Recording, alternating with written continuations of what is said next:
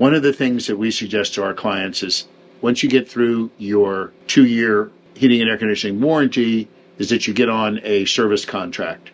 Service contract, they'll send a mechanic out in spring and then again in fall to make sure that your system is ready for the winter or for the summer. There are a few things that you can do yourself and should do yourself on a regular basis. So let's start with the air filter. This particular furnace has got an inline air filter, and you can see it goes in this little compartment right here. And this particular homeowner has put his change date on it, which is a great idea.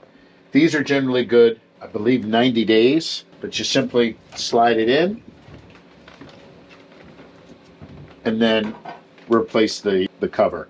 My suggestion would be that you order a couple of them, have them on site, and then you make the change every 90 days. There's other units that will not have the large filter like this. It comes with a 30-day filter, and those are available either at Home Depot or Lowe's, or you can order them online. And again, those are going to need to be changed every 30 days.